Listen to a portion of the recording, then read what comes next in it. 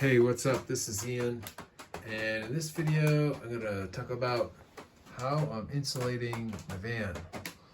So, left this one kind of empty. So this is a step van. These here are like steel beams. This is aluminum, and so what I did is this is cork underlayment, and it's a 1/4 inch thick, and I used it down on the floor there underneath the plywood, and there's some on the roof actually above this and in between the aluminum. That's something I did later, adding the aluminum, and then anyways, but so what I did is I glued, because I did this to make like a thermal break. If I just like glued or stapled or just attached the plywood to this surface against the wall without the cork, then the plywood's hitting the steel, and any cold is going to pass right through the steel, and some other people have suggested moisture could more easily too. And cork is it's a good thermal insulator, and it's a good acoustic insulator. So I didn't want noise to pass right through, so if I just put the plywood against the steel, like I'm talking about these, what's behind this cork, it'd be more noisy, like noises would pass through it easier and cold air would pass through it. Putting some insulation there, it was originally, I had all these, like, collected a whole bunch of bike tubes, and bike tubes are made of like butyl rubber, which is the same stuff. If you look up there right over the doghouse in the back, you can see kill mat. That's also made of butyl rubber. So I was originally thinking of like taping or somehow attaching all these bike tubes there, but then I just got the cork for the floor, so I did that.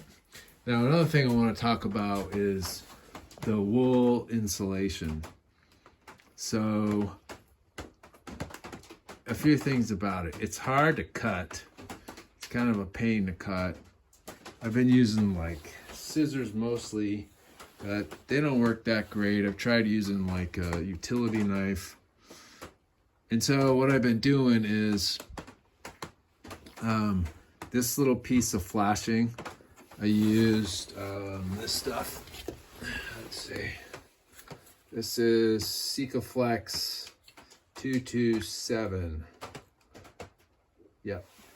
So it works good at sticking wood. I did a test piece to aluminum, and then what I'm doing is I'm stapling the wool to the wood. So this is like a wood, because this distance is so great. This distance is like slightly more than 2 feet.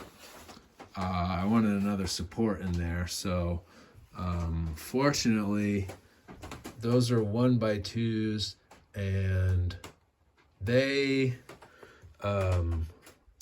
the same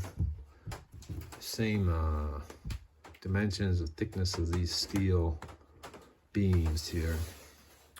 So that's how I'm doing it. And then when I get all this done, like I'll probably put another, between these I'll put another piece like this up there, more wool, and then I got to figure out some wiring, and then I'm going to put plywood here. I don't know which. Originally I was thinking 1/2 inch, but I realized 1/2 inch sheets are really heavy, and so I might go a little thinner, maybe 1/4 inch or possibly 3/8 on top of that, and then I'll have a wall.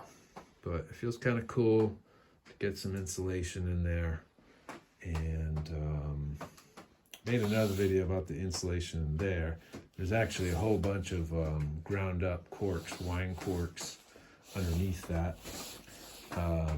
That was very tedious. I'm gonna do it again. This is very this is very tedious too, cutting all these pieces of cork to go over this. There's probably easier ways, certainly easier ways, but I think this is a pretty good way actually of putting a cork here, just getting that thermal break. Probably also, I don't know if the word exists, acoustic break.